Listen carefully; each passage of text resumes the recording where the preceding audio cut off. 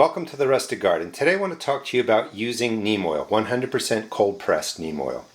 I'm going to talk to you about how do you store it, what happens when it starts to separate. I'll show you how to take care of that.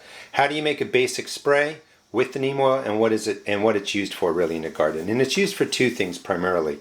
Neem oil has a component in it called Azadirachtin. That component has been proven over decades to kill chewing insects. So if you spray this onto your leaves, the insects chew it. Over about a 3-day period, they will die off. First thing that you want to do is make sure that you're purchasing 100% cold pressed neem oil. You have to find somebody who you trust, read the label, because you don't want to purchase a lot of the store brand neem oil where it says neem oil, and when you read the directions, it's really been processed. So the azadirachtin and other components have been removed. So that's the first tip, is you want to buy neem oil 100% cold pressed, and you want it to have the azadirachtin in it. That's what kills the chewing insects. Azadirachtin, as I said, is the main component. It kills the chewing insects, and I like it because once you spray it on the leaves and it dries, the only insects that are going to be affected by it are chewing insects. And you want to spray this about once a week is what I found onto your leaves. Now, before I get into the recipe, some of the things with storing neem oils, and you can see right here, it starts to separate. And it's real easy to take care of. These are all bottles that have separation occurring. These are bottles that were just like this about half an hour ago, and you can see that they are all, they are no longer separated. And the way you take care of your neem oil is to put it into warm water. It can be hot, but not so hot that you can't put your finger in it. Too much heat will affect the oil itself. So just drop this right into the warm water, before use, and you always want to use it when it looks, something like that. But just warming it up will take care of the separation. Now, for the recipes, I either make a quart spray bottle of 32 ounces, or I make a gallon. So if you're going to do a quart, you want 1 to 2 teaspoons of neem and 1 to 2 teaspoons of soap. The reason I said 1 to 2 teaspoons of soap, everybody tends to use something different. If you use something really pure with no other ingredients in there except the soap, you're probably going to need about 2 teaspoons. If you use dish soap that's a little more concentrated, then you're probably not going to need as much, and that's sort of up to you. The only thing you want to do is put the water in first into your quart container, and then when you put the oil in, the oil is going to float on top.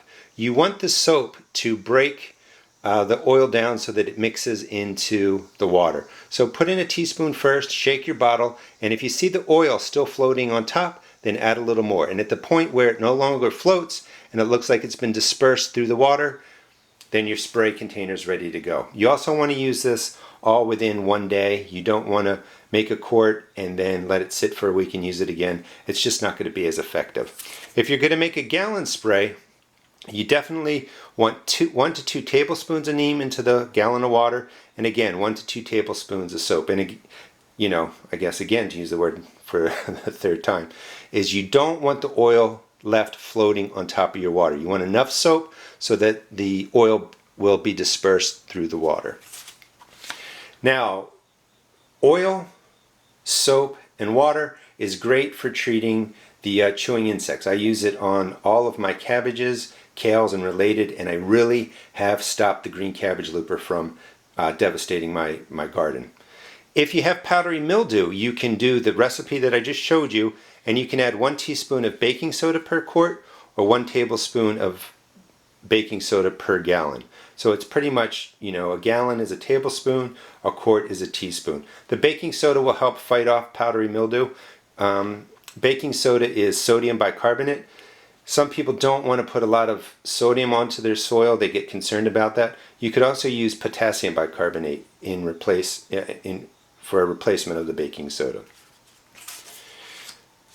The biggest thing is test spray. Anytime you make a new spray, you need to test spray your vegetables.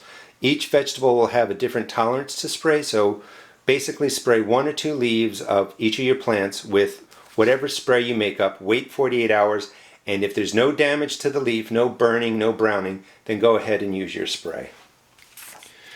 So, in that time, this oil is starting to become clear again. All the stuff that settled is starting to melt out. And if you leave it in there maybe about 15 minutes, your oil will look just like this and it's ready to use. When you store it, you want to keep your neem oil, some people store it in a refrigerator as long as it's above 41 degrees, but it will thicken completely and you will definitely have to do this water warming process. Or just keep it, in the house. The house will stay about 70-75 degrees, and keep it in a cool, dark place, and it will last up to 2 years. But any time that it separates and it looks like this, just put it into a glass of warm water and your neem oil will be ready for use in your garden. Hope you enjoyed the video and have some sense of how to use this in the garden. Please check out my blog at www.therusticgarden.blogspot.com and also check out my YouTube videos. Thanks.